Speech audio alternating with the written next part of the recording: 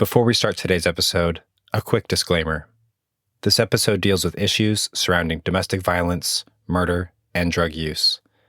If you or someone you know is experiencing domestic abuse, please reach out to resources like the National Domestic Violence Hotline, available online at thehotline.org, or call 1-800-799-SAFE.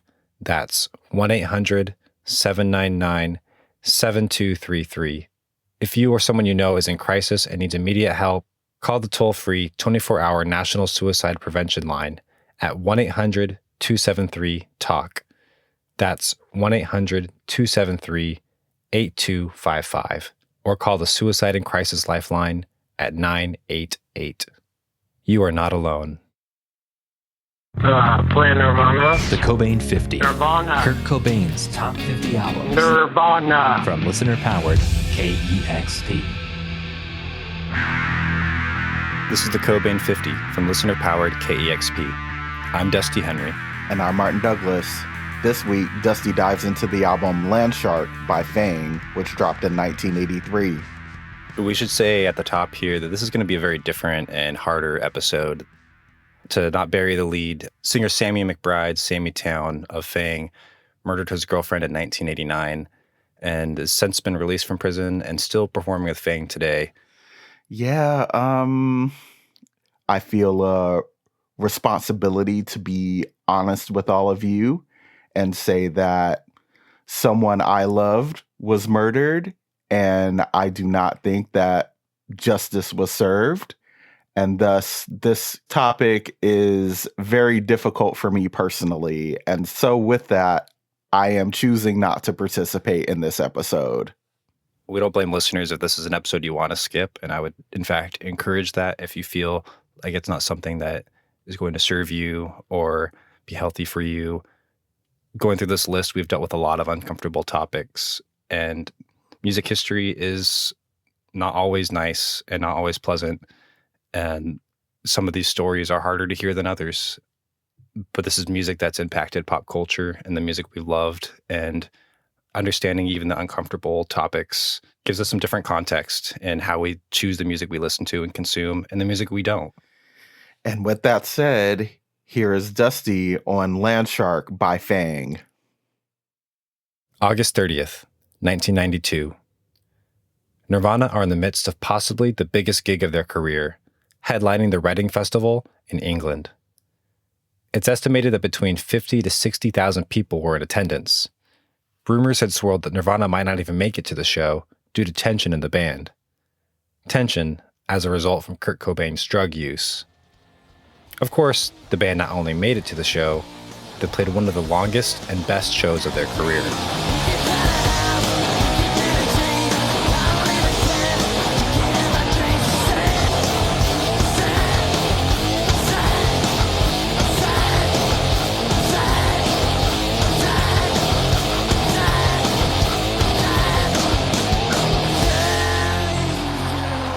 After playing 18 songs, they played a triumphant 7-song encore.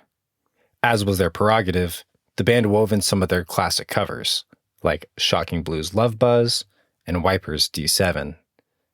In between these two, they added another obscure cover, a song called The Money Will Roll Right In by the band Fang.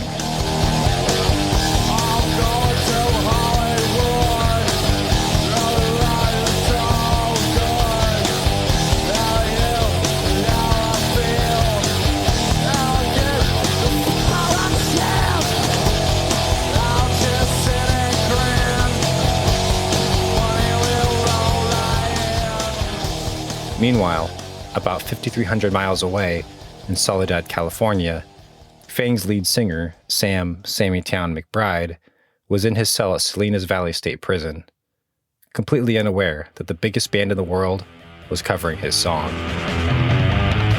It's fun to be a star. It's nice to have a car. Yeah, you'll have to admit that I'll be rich as ish, and I'll just sit and grin. The money will roll right in. In this series, we've talked a lot about the spirit of punk rock, what it means to us, the power it gives to musicians and the fans, and the community it creates. We've touched on punk's follies too, like language on records from MDC and Fear that while trying to speak out against injustices, they ended up co-opting racial and homophobic slurs, undercutting their own message. It is obviously very inappropriate to make sweeping generalizations about any group of people or ideas. When punk emerged in the 70s and 80s, news reports and politicians harped on the punk movement as dangerous. Longtime listeners of this podcast know we've pushed against this idea, because punk scenes across this country have fostered some of the most inclusive, uplifting spaces for all kinds of people, like we've seen from the community built around Beat Happening and K Records, for example. But dangerous and heinous things still happen, even in scenes and communities that you believe have the best of intentions. What do you do with that? Is there room for redemption in even the most atrocious of situations? We've seen tragic endings for Leon Wong of Tales of Terror. We've also seen redemption arcs. But McBride's story is a bit more difficult. This is the story of Fang, one of hardcore's most controversial bands.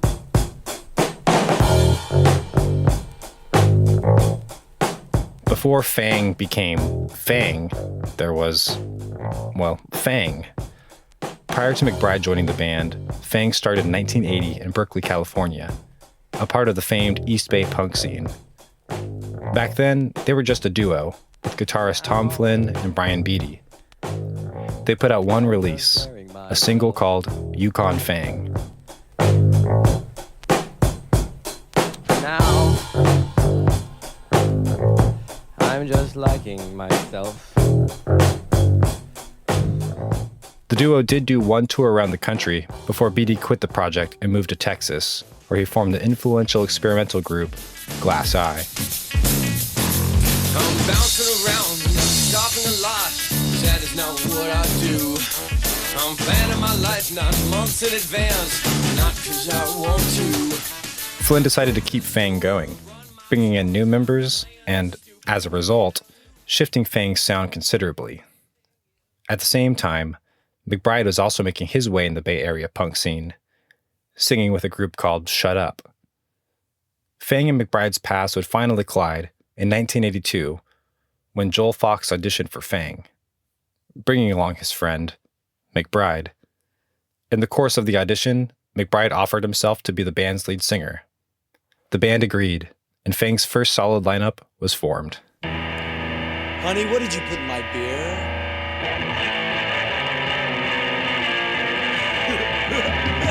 I can hear the noise, I can see their lights.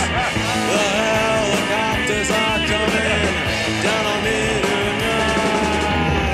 I can get arrested, they can stare at hills. This new version of Fang's first release was the song Fun with Acid, which appeared on a compilation released by Maximum Rock and Roll called Not So Quiet on the Western Front.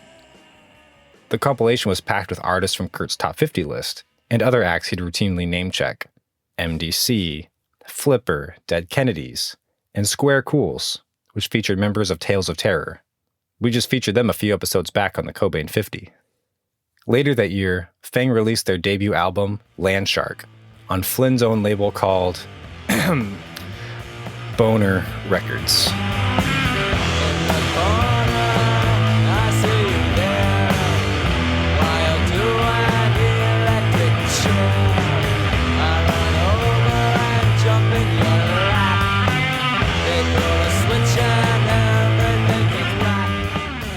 At 8 songs long and clocking in at just over 16 minutes, it's questionable if you'd call this an album or an EP.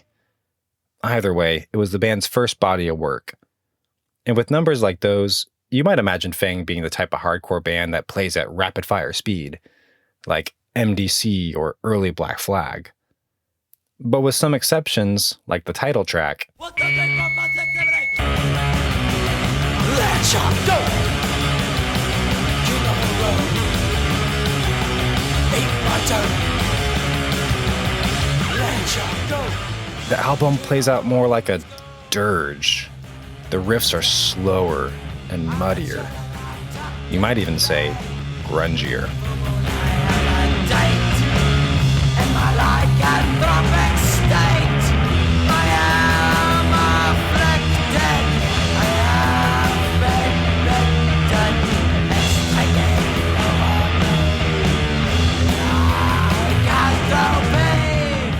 While hyperactive, high-octane punk can be exhilarating, there's something more menacing about this slower pace.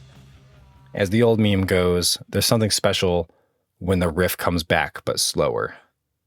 Fang's penchant for slowing down the pace feels like a direct predecessor to, well, you've probably guessed it by now.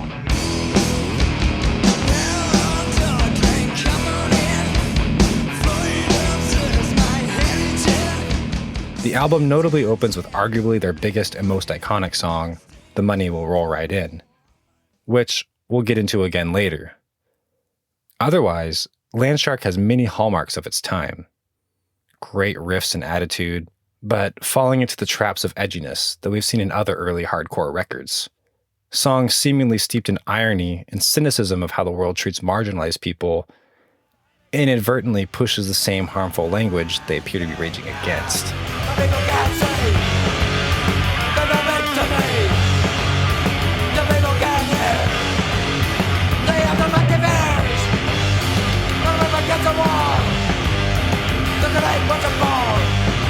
We're dancing around an uncomfortable truth here. Some of the lyrics on the album are hard to listen to today, knowing what we know now about McBride. Like this passage from the song Law and Order. They told me I was a vagrant and put me behind bars. They said I was a miscreant, they said I was a rapist. They called me a murderer, they called me a junkie. They said I did not belong in this world.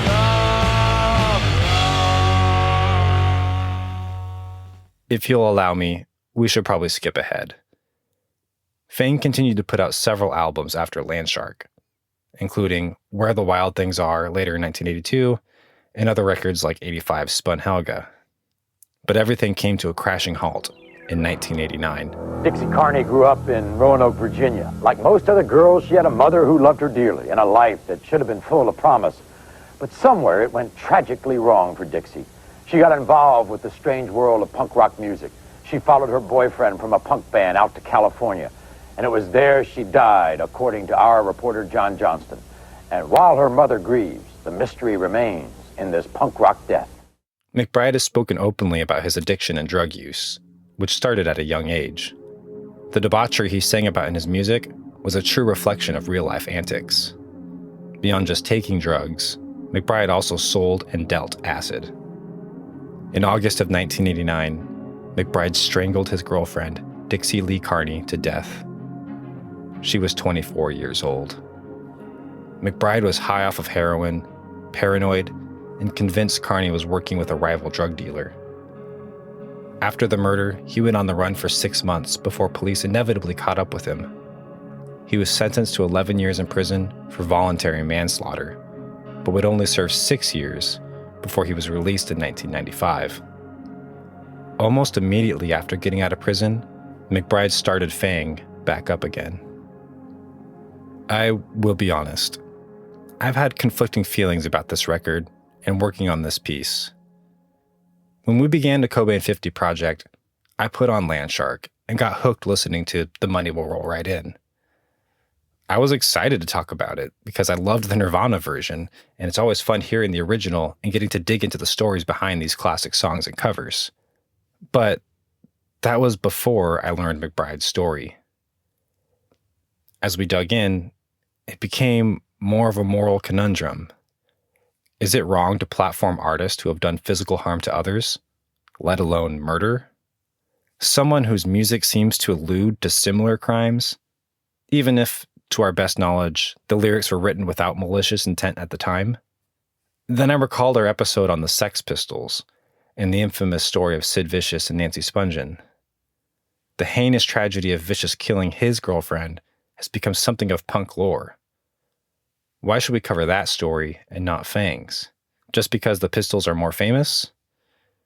The main difference I could come up with is that McBride is still alive, while Vicious died of an overdose not long after Spongeon's murder. The fact is, despite all of this, Fang's musical legacy continues to reverberate, carried through some of the, quite literally, loudest voices in rock and roll. The Money Will Roll Right In has been covered not just by Nirvana, but by artists like Metallica,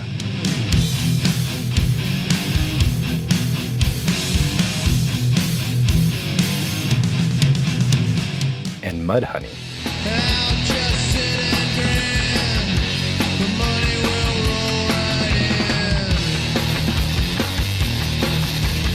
plus Green Day covered another track by Fang, I Want to Be on TV.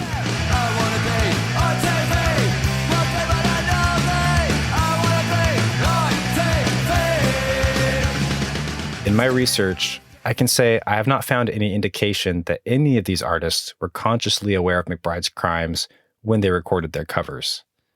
Metallica's cover actually predates Carney's murder altogether.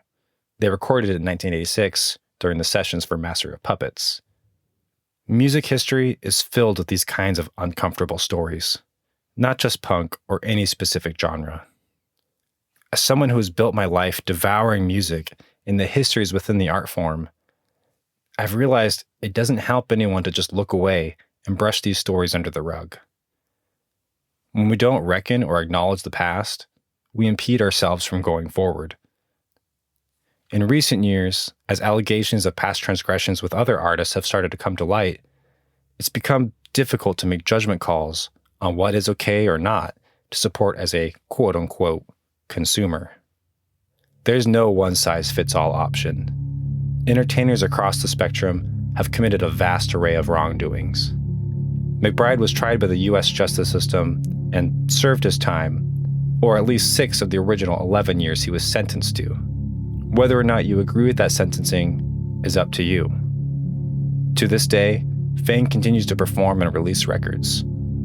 Though, as McBride noted to LA Weekly in 2017, many bookers and venues won't book him because of his past. For his part, McBride has spoken on the topic at length, expressing regret and reform from prison. In 1998, he spoke to the Miami New Times, saying that he hates his past. He goes on to say, quote, "Fang as a band is in no way trying to support the horrors that have happened.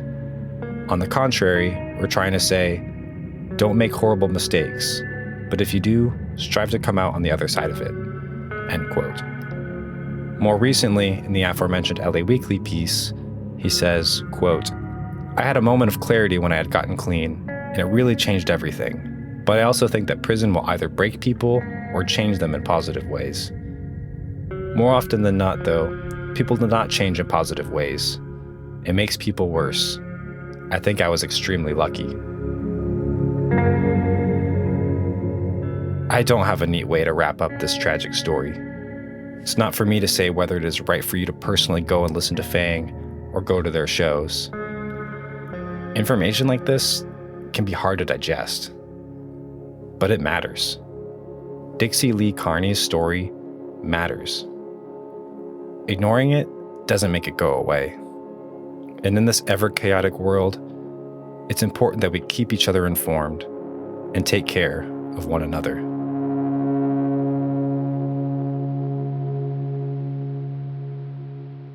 Once again, if you or someone you know is experiencing domestic abuse, please reach out to resources like the National Domestic Violence Hotline, available online at thehotline.org, or call 1-800-799-SAFE. That's 1-800-799-7233. If you or someone you know is in crisis and needs immediate help, call the toll-free 24-hour National Suicide Prevention Lifeline at 1-800-273-TALK. That's 1-800-273-8255. Or call the Suicide and Crisis Lifeline at 988. You are not alone. This piece was produced by Dusty Henry. Audio was mixed by Roddy Nikpour. Our podcast manager is Isabel Khalili. And Larry Mizell Jr. is our director of editorial. I'm Martin Douglas. And I'm Dusty Henry. You're listening to the Cobain 50 from listener-powered KEXP, where the music matters.